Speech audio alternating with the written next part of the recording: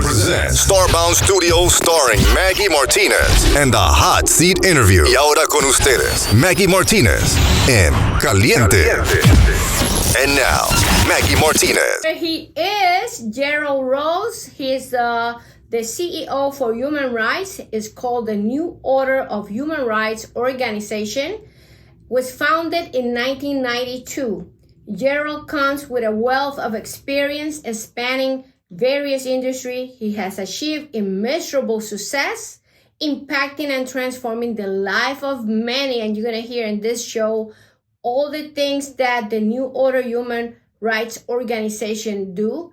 I like this organization because, I believe in how can we help the inmates, our felons, to do better when they come back to society, which is, is in my platform.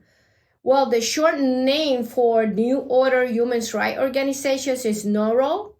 Will assist with many judicial and law enforcement issues and concern with regards to inhumane and harshest treatment from comparable crimes, demonstrated that human and civil rights were violated, provides exposure and eliminate the recurrence to others and achieve justification and support all human rights, will provide the reassurance in the community that they are people who care and will assist them in upholding their rights without violence, yet achieving peaceful results. Welcome, Gerald Rose, to the Hot Seat Interview. Thank you for having me. Well, you don't know this man because this leader works so hard within the community, and I wish a lot of politicians has the will that Gerald Rose has. Think about a time when you experience a particular success as a result of your leadership and mention some of the cases you as a human rights protector has seen violated, especially in Clayton County. The detainees of Clayton County, the human rights are violated. That's why we have so many lawsuits. So what can you tell me about all this? Well, 2015, I traveled to Hempstead, Texas to get justice for Sandra Bland. That was a very high profile case across this country. And what's her name, Sandra? Sandra Bland, yes. Her case went all over the world. I didn't just look on TV and say, oh, that's messed up. I got off of Facebook, immediately took a flight to give our opinion on what we think happened to this young lady. And what exactly happened to her? She was murdered inside the jail. Murder inside the jail? Correct. And she was there for what reason? She got stopped by the police, state trooper, and they said that her license was suspended. And just because of that, she got into jail? Yes. And this happened in what state? Texas. Texas. Texas is a different beast. It's a different beast. Yeah. I could tell. This sounds a little bit like Georgia. We really don't want to get into all the little details that are out there, but certainly we are seeing a lot of human violations here in Georgia, especially now with the new law about ICE. So any policeman can stop a Hispanic if they think they don't have papers. So that's really profiling. That is really profiling. My concerns about the detainees in Clayton County, we had a situation where a young man died. We had another situation where another person died. We had a situation where people are getting arrested, but since they cannot provide bail, they still there for 2 years. With that, we have a specific Hispanic man that has been there and no trial yet. Wow. And we are violating people's rights within the inmates. These are detainees. They're not inmates here, but what's the difference? If you have been in jail for 2 years, it's like an inmate. That's true. So tell me about all this that is happening and how can NORO can help with these cases. Well, first of all, we take cases on facts, not emotions. When you have facts, it's a done deal. That's how we say we know we're going to get justice for the family. What I can say is that inmates do have rights. They should not be treated like animals. And I'm going to come back to Clayton County. The reason why I say that because in 2004, I had a rally in front of the Cobb County Jail.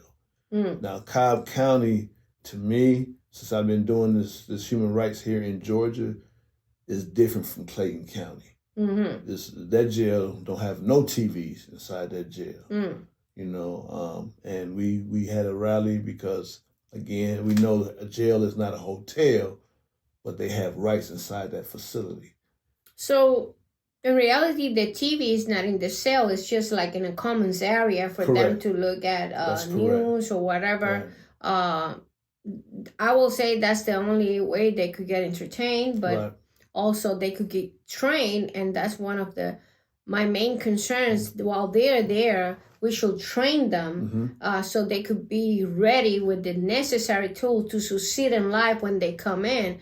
Training as a father, training how to be a good father, training how to be a good husband, and training on some technical, vocational, I will say something that they could do while they're outside, you know. With so many professions out there, technical professions that you could do in order to succeed in life, right? And don't go back to where you were. Because when you get released from jail, you're supposed to be a better person. Right. You should have programs inside the jail to make you a better person. But that's only on paper. So it's important that we protect inmates and detainees' rights. What's your take about that?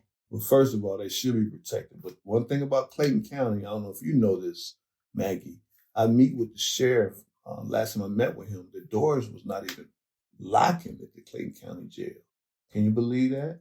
That means safety is a main concern. Yes. So there's some serious issues that's going on at Clayton County Jail because I done met with the sheriff several times. Every time I call, he does not ignore me because, like I say, we will expose you. And I have exposed him before. And we also have to expose the court. Right. Because why Clayton County has so many detainees when if they could just go through the process, go to the trial, so then the state can pick them up and bring them to the jail as inmates. Because right now they're just detainees, and this needs to be resolved. I know it has something to do with COVID-19. I know a lot of cases you want to back up, but in reality, we have to work with this, and then the jails in Clayton County will not be so full. Right, not just Clayton, because Fulton County been having issues. I know you live in Clayton County. I know that's really your passion, but you know, as a national human rights organization, we done did something from the Fulton County Jail. You know, a young man died because of bed bugs. Bed bugs? Yes. Oh my God. There's a lot going on. Yeah, bed bug will poison your blood. Yes. And you can't sleep. That's correct. And he was in there just a misdemeanor, but it does not matter if you're in there as a felony, but he was just waiting to get out. Yes. And he went in just a driving ticket and lost his life. No, this needs to be changed. This is happening a lot in Clayton County too. And they do mugshots of you and all this process. This needs to be changed. We need to really talk to the sheriff, whether it's LeBon or Allen, or whether it's Clarence Cox, or whether it's Jeff Turner. Whoever gets elected, we really have to work with the security of the jail. Right. Not to violate human rights. Work with all those lawsuits that we have right now for human rights violation, and also see how can we give this department the necessary budget to make all the necessary changes. I'm glad you mentioned that, because when I met with the sheriff, he was complaining, saying that the chairman and the board was not getting enough money to fund the jail security-wise. And I'm glad you mentioned that. But when I met with Chairman Turner, he's saying something different. Yes. So they're not even on the same accord. They're very divided. Well, they both says one bought, I don't know how many Tesla cars, and the other says that that was not necessary because we don't even have the place to charge them up. So in reality, transparency is not there. Right. We really need to know for sure that the taxpayers' money will be used wisely. And we don't have a report to see how the budget has been used.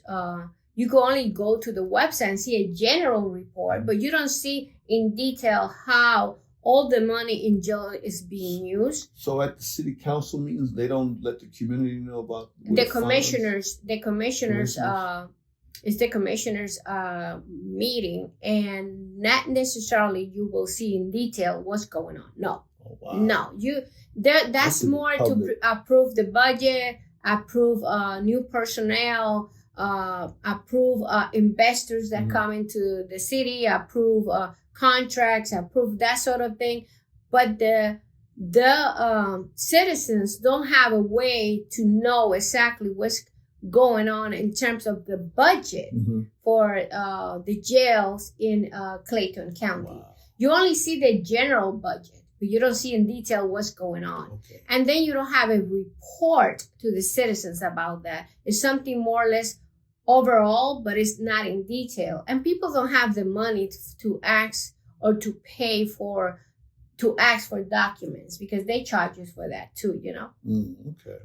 So how will you define a community, and why do people doubt themselves so much, and why people are not really participating and helping people that they have violated their human rights? First of all, I don't know why they're not helping, because there's a lot of issues going on in everybody's community. And I just feel that our people need to be proactive instead of being reactive. Don't wait till the problem hits, because it's going to hit your door. Oh yeah, it's going to hit your door. A lot of people in my organization are victims. That's why they had a passion to save someone else's child. They understand. They went through that. Mm-hmm. Correct. But unfortunately, that's the time they woke up. You know, I've been awoke for a while because of my dad. That's a blessing. But a lot of people are asleep of what's going on. A lot of people don't even know the importance of voting. No. You know, they don't even know it's not just a national vote. It's important. The local people that's running for office is very important that we need to know. People are not putting the importance on that. The other day I was in Walmart and I asked two young ladies if they were planning to go out and vote. And they told me, no, we're not going out and vote. So even though we have a privilege to vote, and it took many years to have the right to vote, especially for women, you know, it's sad to see two young ladies say that they're not going to go out and vote. And it's no excuse. When people start asking about excuses, oh, I don't vote because I don't care, or I don't vote because they don't do anything for me, or I don't vote because it's not important, oh, I don't vote because... No, it is completely wrong. If you don't vote, you are letting all the people decide for you. Right. It's not like you said, when it hits you, that's when you realize how important it is to protect human rights and to protect the privilege to vote. Right. What do you think makes a strong community? And it's related to what we're speaking. The word unity. Unity. If we all could just work together. It doesn't matter what race you are. We could just work together. That's powerful. It's powerful, but it's not happening. Right. It's not happening. This is a different era, different generation. Yes. So why us as a people, all of us work together and make a change? A lot of people from many races, they talk about unity, but they only talk about it. Right. Their actions don't go with their words. Right. And you see it like in Clayton County too. I'm running for office. You know that. I'm running for office for District 74, Georgia State Representative. And people talk about inclusion, but inclusion goes hand in hand with the vote. Right. Because you could say, oh, I believe in inclusion. Oh, I believe in this. Oh, I believe in that. But if you don't go out and vote, for me, it's not inclusion. You're just talking about your group. You're just talking about your ethnicity. You're not talking about everybody's ethnicity. And that's one thing that needs to change. So we have a mindset that voting is not important. We have a mindset that not getting involved, helping human rights or your organization or the many organizations that we have in Georgia, they don't get involved. They don't even send a donation. You don't want to get involved? Send a donation to his organization so he could keep fighting for human rights, because it's gasoline involved, it's ads involved, it's social media keep up, it's It's paying the staff, it's paying the volunteers, because even though you get volunteers, you have to feed them. You're not gonna have your volunteers working all day and you don't even give them water or pizza or something. So please donate to his organization, which is called New Order Human Rights Organization. It was founded in 1992. So, if I can say yes, something, go ahead. Make sure you put the word national in there. Oh yeah, we're gonna put national in there because this is for the whole nation. He flew the other day to Texas. He flies wherever is needed. So that means we need money within the organization. And if we said voting, if you're not voting people, you're a part of the problem. There's no reason that you can complain what's going on, because if you're not going inside that booth and pulling that trigger, how can you complain? Right. You're a part of the problem. You're part of the problem. Right. What are some methods you use to successfully boost engagement within your movement? Well, first of all, everybody's important. Even though I'm the founder, I don't have all the answers. That's why what makes a strong leader is the cabinet members behind him. So I just want to give my New Order family a shout out. And I should have did that before I came on. But to my New Order family, I mean, without them, I wouldn't be here today, because I can't do this by myself. Right. Now, I would probably have more passion in them because I was born into this, so I eat and drink New Order every day, and I can tell you God is good because he brought the same people that's on the same level with me. Now, when I first started New Order down here in Georgia, no one knew who I was. But you know the song Mike Jones, Now Y'all Hot, you on me? You ever heard that song? Yeah. So we get calls, across the country. But like I said, it's because we're doing the real work. When you do the real work, you get recognized. That's Back in 2003, we got recognized by the Georgia Black Caucus here in Georgia.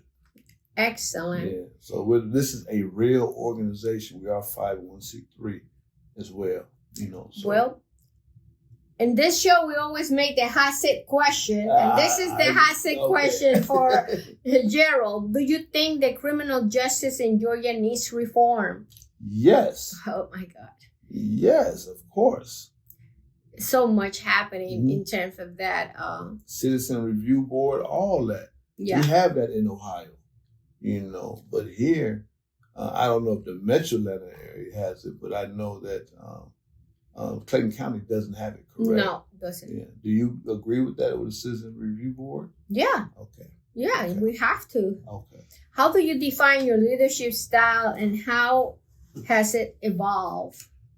Obviously, I'm doing something right because it's some people that I met on Facebook, never knew I was, but when they reached out to me and I told them what I did in the community from Toledo, then I really showed them what my dad was doing before I came along. It kind of made things easier. Then they said, okay, what have you got results? So I did explain them on some results that I did get a victory at the end of the day, but it's just the fact I'm doing something right because this is free volunteer. Yeah. And we're growing. I'm pitching New Orleans going to be in every 52 state. Wow. Before the end of the year. Yes, the end of the year. We need it. Yes. We really need it. God is sending me some strong people. And I don't know what you think about the Nation of Islam, but they provide security for me when I travel. You have to, because right now, even me, I'm receiving threats through Facebook. Know why? Because you're doing the real work. Oh my God. If you wasn't doing nothing, ain't nobody will pay attention to you. Yeah, this is something that we have to talk with Sheriff Lavon and the police here in Clayton, because we're not going to permit this. No, definitely not. How do you foster a culture of continuous learning, improvement, and professional development within your team? You ask some questions, don't you? Oh, yeah, this is a hot seat.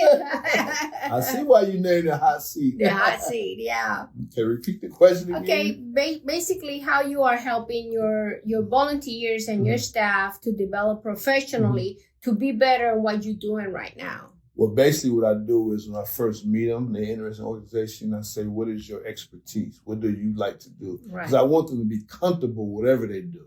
Right. For example, my spokesperson just came on board.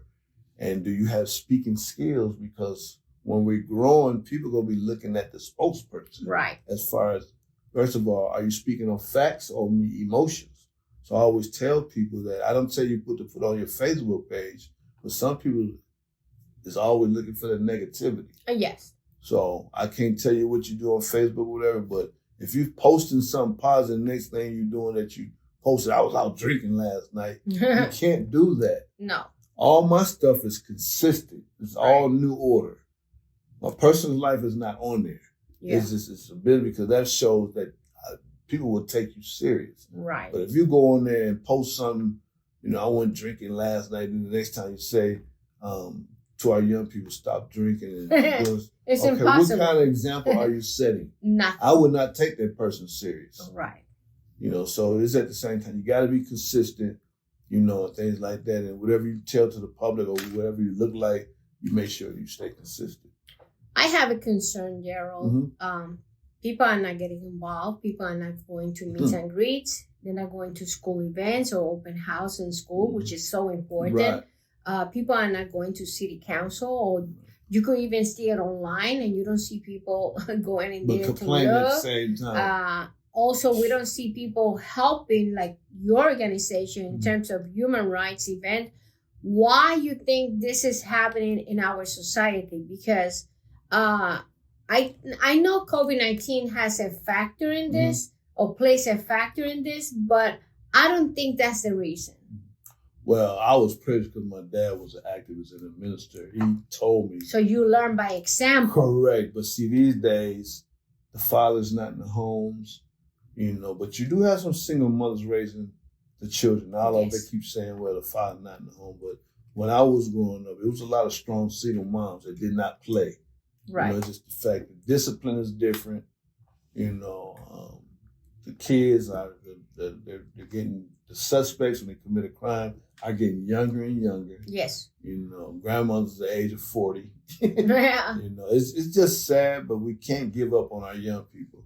And if they're doing something wrong, when I was young, when I was in the street, when I was supposed to be in the street, my neighbor had the right to say, hey, get out the street. When you're trying to discipline someone else's child these days, the mother is going crazy. Don't be talking to my child like that. Mm-hmm. It's just basically you setting them up to let them know, if you play in the street, you might get hit by a car and then it'd be over.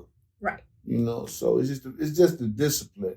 I think is much different, and even in the schools or whatever, we got paddled when we was in school. Wow.